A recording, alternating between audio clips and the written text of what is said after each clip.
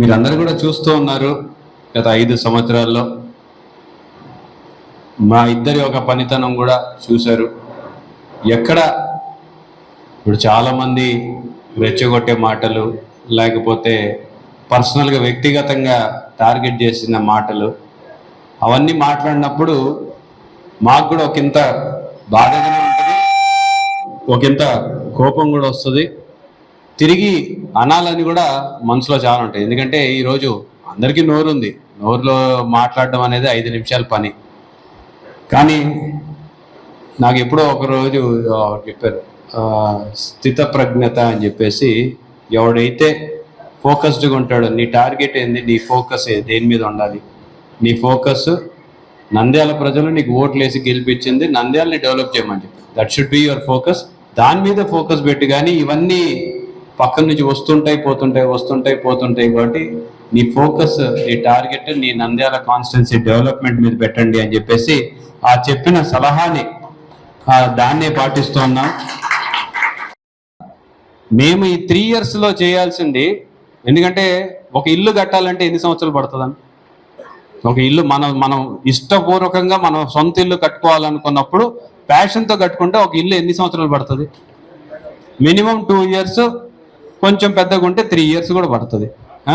2 years అయితే guarantee. Interiors బాగా అన్ని, ఎందుకంటే సొంత ఇల్లు కాబట్టి. అటువంటిది ఒక మెడికల్ కాలేజ్ 500 కోట్ల రూపాయల ప్రాజెక్ట్, కోర్టు కేసులన్నీ వేసి దాని మీద కొట్లాడి గెలిచి ఆ పీఈబీ స్ట్రక్చర్ని 4 monthsలో చేసాం. 4 monthsలో ఒక్కసారి మీరు విజిట్ చేసి రండి. మేము చెప్పేది కాదు, మీరు విజిట్ చేసి దాని లోపల ఉన్న ఆడిటోరియంస్ కానీ, దాని క్లాస్ రూమ్స్ కానీ, దాని ఇన్ఫ్రాస్ట్రక్చర్ కానీ చూసిన తర్వాత ఈ గవర్నమెంట్ ఏమీ చేయలేదని మీరు భావిస్తే మాకు ఓటు కూడా వేయాల్సిన పనులు. మీరు చూసి వచ్చిన తర్వాత నేను అదే అంటాను, ఎవరినైనా సరే గవర్నమెంట్ హాస్పిటల్కి వెళ్ళండి. 2019కి ముందు గవర్నమెంట్ హాస్పిటల్ ఎట్లుంది, ఈ రోజు గవర్నమెంట్ హాస్పిటల్ ఎట్లుంది? నిజంగా మార్పు రాలేదు అని చెప్పి మీరు భావిస్తే మాకు ఓట్లు వేయాల్సిన పనులే. మార్పు వచ్చింది అనుకుంటేనే మాకు ఓట్లు వేయమని చెప్పేసి ధైర్యంగా ఈరోజు మేము అడగగలుగుతాం. మనం నెక్స్ట్ ఇయర్కి అయితే నుడా చేసుకోబోతాం. ఇప్పుడు కూడా ఉంది కర్నూలు అర్బన్ డెవలప్మెంట్ అథారిటీ. మనం కర్నూలు అర్బన్ డెవలప్మెంట్ అథారిటీ నుంచి విడిపోయి మనం నంద్యాల వరకు నంద్యాల అర్బన్ డెవలప్మెంట్ అథారిటీని నెక్స్ట్ ఇయర్కి జగనన్న ప్రభుత్వంలో మనం తీసుకురాబోతున్నాం. సో నెక్స్ట్ ఇయర్లో అది కూడా ఫినిష్ చేయబోతున్నాం. సో మన పర్మిషన్స్ కావచ్చు, మన డెవలప్మెంట్ ప్లాన్స్ కావచ్చు, అన్నీ కూడా నంద్యాల వేదికగా మొదలు కాబోతున్నాయి. సో జిల్లా చేసుకున్నాం. ఈ జిల్లాలోనే బెస్ట్ కాన్స్టిట్యున్సీ చేయాలన్న ఒక తాపత్రయం మాకుంది. జిల్లాలోనే కదా, ఈ జిల్లానే నెంబర్ 1 జిల్లాగా చేయాలన్న ఆలోచన మాకుంది, మాకు ఆ విజన్ ఉంది.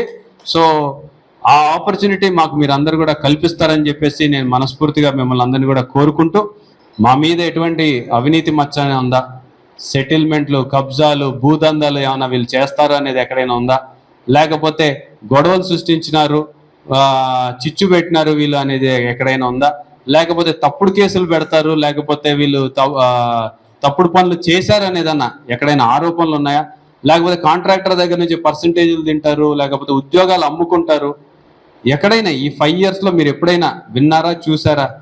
మరి 5 yearsలో ఎటువంటి రిమార్క్ లేకుండా ఈ 5 yearsని చేసాం.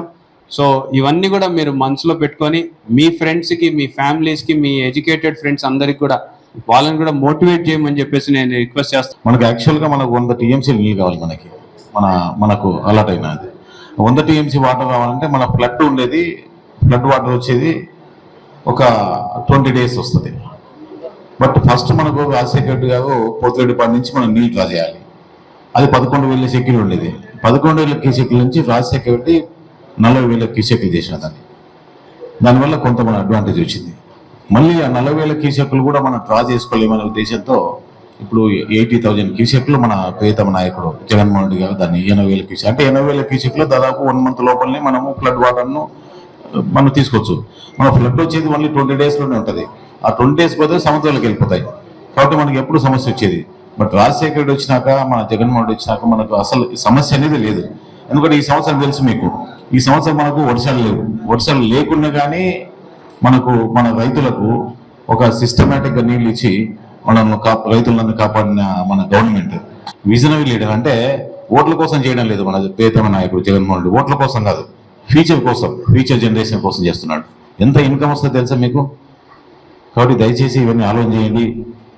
మన నెక్స్ట్ 13వ తేదీ ఎలక్షన్స్ ఉన్నాయి కాబట్టి మీరంతా మేధావులు, ఎక్కువ ఎక్స్ప్లెయిన్ చేయాల్సి పనిలే. మళ్ళీ మన రాజశేఖర రెడ్డి కావాలంటే మన రవిచంద్ర కిషోర్ రెడ్డిని మనం ఎంపీ చేస్తే మళ్ళీ ఈ నంద్యాలకు కానీ పార్లమెంట్ కానీ రవి అసెంబ్లీ కానీ సేవ చేసే భాగ్యం కలిగించాలని కోరుకుంటూ ఫ్యాన్ గుర్తు ఓటేసి వేయించి గెలిపించేందుకు ప్రార్థిస్తాను. ఇక్కడ ఎందుకు ఏర్పాటు చేశామనేది అందరికీ తెలిసిన విషయమే. మే 13వ తేదీన ఎలక్షన్స్ రాబోతా ఉన్నాయి. మన కోసం, మన మంచి కోసం, మన రాష్ట్ర భవిష్యత్తు కోసం, రాష్ట్రాన్ని ఉన్నతంగా తీర్చిదిద్దడం కోసం మన ముఖ్యమంత్రి జగన్మోహన్ రెడ్డి గారు ఎన్నో అభివృద్ధి పథకాలు ఎన్నో చేసుకుంటా పోతారు. ఒక్కొక్క వృత్తిని ఆయన ఐడెంటిఫై చేసి ఆ వృత్తిలో ఉన్న వెసులుబాట్లు, కష్టాలు వాళ్ళకు సహాయం చేసుకుంటూ పోతా ఉన్నారు. ఆ రకంగానే లాయర్లకు అనుకోండి, చిన్నపిల్లలకు అనుకోండి, వృద్ధులకు అనుకోండి, అన్నిటికీ దగ్గర ఉండి అతను ఏదో పథకంగా అతన్ని ఆర్థికంగా బలోపేతం చేసే రకంగా చేస్తున్న వ్యక్తి మన జగన్మోహన్ రెడ్డి. మనం ఆలోచించాల్సిన విషయం ఏమంటే, భవిష్యత్తు ఎప్పుడు ఎవరికి ఉంటుందంటే యువతకు, బాలలకు ఉంటుంది. ఒక రాజకీయ నాయకుడు ఏం ఆలోచన చేస్తాడంటే కేవలము తనకు ఓటు బ్యాంకుగా ఆలోచన చేసి ఓటర్లను మాత్రమే సంతోష పెట్టే రకంగా ప్లాన్ చేస్తారు. ఎన్ని రకాలుగా, ఎన్ని పార్కులు, ఎన్ని రోడ్లు, ఎంత బాగా డెవలప్ చేస్తున్నారు. ఒక విజన్ ఉండే నేత. ఎడ్యుకేషన్ ఇన్స్టిట్యూట్స్ ఎన్ని, హాస్పిటల్స్ ఎన్ని, రైతు భరోసా కేంద్రాలు ఎన్ని. సో దయచేసి నేను చెప్పేది ఏమంటే, డెవలప్మెంట్ ఈ ఇద్దరు నాయకుల దగ్గర ఉంది. ఎంపీ పోచా బ్రహ్మానందరి గారి దగ్గర, ఎమ్మెల్యే శిల్ప రవిచంద్ర కిషోర్ రెడ్డి దగ్గర ఉంది. కాబట్టి మనమందరము మనతో పాటు మన దగ్గరికి వచ్చిన ప్రతి వ్యక్తిని రిక్వెస్ట్ చేసి మనము ఇంతకు ముందు మెజారిటీకి అయితే ఖచ్చితంగా పెంచే రకంగా ప్రయత్నం చేయాలని చెప్పేసి నేను కోరుకుంటూ, ఒకసారి మనము ముఖ్యమంత్రులు 1952 నుంచి ఈ రోజు వరకు తీసుకుంటే బాగా ఎఫెక్టివ్గా చేసిన వాళ్ళు ముగ్గురు కనపడతారు. ఒకరు ఎన్టీ రామారావు గారు, తర్వాత వైఎస్ రాజశేఖర రెడ్డి గారు, ఇప్పుడున్న జగన్మోహన్ రెడ్డి గారు. వాళ్ళు చేసిన పనులు శాశ్వతంగా, ధైర్యంగా ఇవి జరుగుతాయా అని ఆ పీరియడ్లో అనుకున్నవన్నీ చేశారు. ఎస్ఆర్బీసీ కానివ్వండి, తెలుగంగ కానివ్వండి, తర్వాత మండల్స్ తేవటం అనేది అతి ధైర్యంగా చేసినారు ఎన్టీ రామారావు గారు. తర్వాత రాజశేఖర రెడ్డి గారు వచ్చిన తర్వాత 108 కానీ 104 కానీ ఫీజు రీయింబర్స్మెంట్ కానీ అది చరిత్రలో మిగిలిపోయే పనులు చేసినారు. అట్లాగే జగన్మోహన్ రెడ్డి ముఖ్యమంత్రి అయిన తర్వాత అనేక వెల్ఫేర్ స్కీములతో పాటుగా ఎడ్యుకేషన్ గురించి, హెల్త్ గురించి మనం కలలో ఊహించనంత మార్పులు చేయటము, అంత అభివృద్ధి చేయటం జరిగింది.